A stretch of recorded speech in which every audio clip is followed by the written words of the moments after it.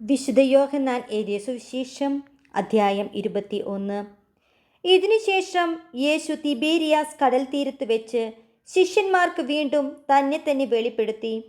അവൻ വെളിപ്പെടുത്തിയത് ഇപ്രകാരമാണ്: ശിമിയോൻ പത്രോസ്, ദിദിമോസ് എന്ന് വിളിക്കപ്പെടുന്ന തോമസ്, ഗലീലയിലെ കാനായിൽ നിന്നുള്ള നഥാനിയേൽ, സെബെദിയുടെ പുത്രന്മാർ എന്നിവരും വേറെ 2 ശിഷ്യന്മാരും ഒരുമിച്ചിരിക്കുകയായിരുന്നു. ശിമിയോൻ പത്രോസ് പറഞ്ഞു, ഞാൻ മീൻ പിടിക്കാൻ പോകുകയാണ്. അവർ പറഞ്ഞു, ഞങ്ങളും നിന്നോട് കൂടി വരുന്നു. അവർ പോയി വള്ളത്തിൽ കയറി.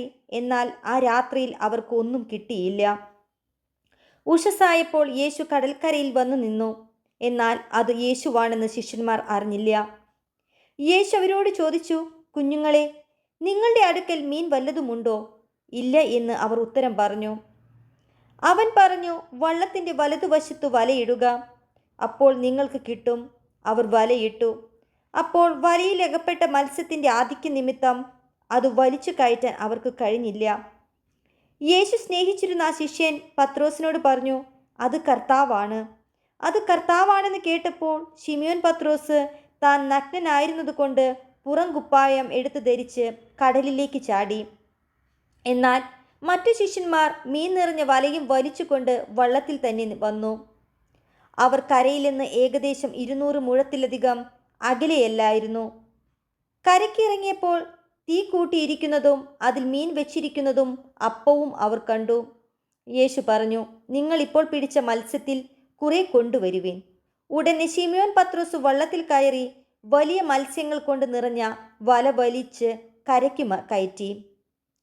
അതിൽ 150 മത്സ്യങ്ങളുണ്ടായിരുന്നു. ഇത്രയധികം ഉണ്ടായിരുന്നിട്ടും വല കീറിയില്ല. യേശു പറഞ്ഞു, വന്ന് പ്രാതൽ കഴിക്കുവിൻ. ശിഷ്യന്മാരിലാരും അവനോട് നീ ആരാണ് എന്ന് ചോദിക്കാൻ മുതിർന്നില്ല. അത് കർത്താവാണെന്ന് അവർ അറിഞ്ഞിരുന്നു. യേശു വന്ന് അപ്പമെടുത്ത് അവർക്ക് കൊടുത്തു. അതുപോലെ തന്നെ മത്സ്യവും. യേശു മരിച്ചവരിൽ നിന്ന് ഉയർപ്പിക്കപ്പെട്ട ശേഷം ശിഷ്യന്മാർക്ക് പ്രത്യക്ഷപ്പെടുന്നത് ഇത് 3-ാം പ്രാവശ്യമാണ്. അവരുടെ പ്രാതൽ കഴിഞ്ഞപ്പോൾ യേശു ശിമിയോൻ പത്രോസിനോട് ചോദിച്ചു, യോഹന്നാന്റെ പുത്രനായ ശിമിയോനെ, നീ ഇവരേക്കാൾ അധികമായി എന്നെ സ്നേഹിക്കുന്നുവോ?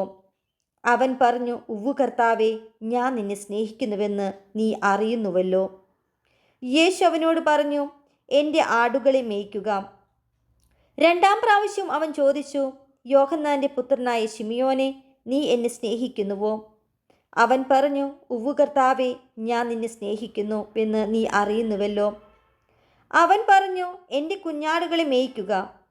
അവൻ 3-ാം പ്രാവശ്യവും അവനോട് ചോദിച്ചു, യോഹന്നാന്റെ പുത്രനായ ശിമിയോനെ, നീ എന്നെ സ്നേഹിക്കുന്നുവോ? തന്നോട് 3-ാം പ്രാവശ്യവും നീ എന്നെ സ്നേഹിക്കുന്നുവോ എന്ന് അവൻ ചോദിച്ചതുകൊണ്ട് പത്രോസ് ദുഃഖിതനായി. അവൻ പറഞ്ഞു, കർത്താവേ, നീ എല്ലാം അറിയുന്നു. ഞാൻ നിന്നെ സ്നേഹിക്കുന്നുവെന്നും നീ അറിയുന്നു. യേശു പറഞ്ഞു, എൻ്റെ കുഞ്ഞാടുകളെ മേയ്ക്കുക. സത്യം സത്യമായി ഞാൻ നിന്നോട് പറയുന്നു, ചെറുപ്പമായിരുന്നപ്പോൾ നീ സ്വയം അരമുറുക്കുകയും ഇഷ്ടമുള്ളിടത്തേക്ക് പോവുകയും ചെയ്തിരുന്നു. എന്നാൽ പ്രായമാകുമ്പോൾ നീ നിന്റെ കൈകൾ നീട്ടുകയും മറ്റൊരുവൻ നിന്റെ അരമുറുക്കുകയും നീ ആഗ്രഹിക്കാത്തിടത്തേക്ക് നിന്നെ കൊണ്ടുപോവുകയും ചെയ്യും. ഇത് അവൻ പറഞ്ഞത് ഏതു വിധത്തിലുള്ള മരണത്താൽ പത്രോസ് ദൈവത്തെ മഹത്വപ്പെടുത്തും എന്ന് സൂചിപ്പിക്കാനാണ്. അതിനുശേഷം യേശു അവനോട് എന്നെ അനുഗമിക്കുക എന്ന് പറഞ്ഞു. പത്രോസ് തിരിഞ്ഞു നോക്കിയപ്പോൾ യേശു സ്നേഹിച്ചിരുന്ന ആ ശിഷ്യൻ പിന്നാലെ വരുന്നത് കണ്ടു.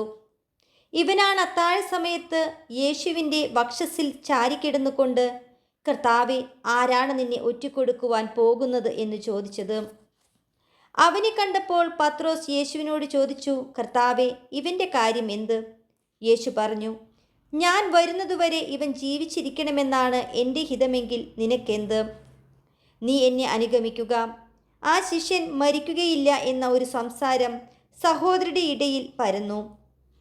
എന്നാൽ അവൻ മരിക്കുകയില്ല എന്നല്ല യേശു പറഞ്ഞത്. പ്രത്യുത, ഞാൻ വരുന്നതുവരെ അവൻ ജീവിച്ചിരിക്കണമെന്നാണ് എൻ്റെ ഹിതമെങ്കിൽ നിനക്കെന്ത് എന്നാണ്. ഈ ശിഷ്യൻ തന്നെയാണ് ഈ കാര്യങ്ങൾക്ക് സാക്ഷ്യം നൽകുന്നതും ഇവ എഴുതിയതും. അവൻ്റെ സാക്ഷ്യം സത്യമാണെന്ന് ഞങ്ങൾക്കറിയാം. യേശു ചെയ്ത മറ്റു പല കാര്യങ്ങളും ഉണ്ട്. അതെല്ലാം എഴുതിയിരുന്നെങ്കിൽ ആ ഗ്രന്ഥങ്ങൾ ഉൾക്കൊള്ളാൻ ലോകത്തിനു തന്നെ സാധിക്കാതെ വരുമെന്നാണ് എനിക്ക് തോന്നുന്നത്.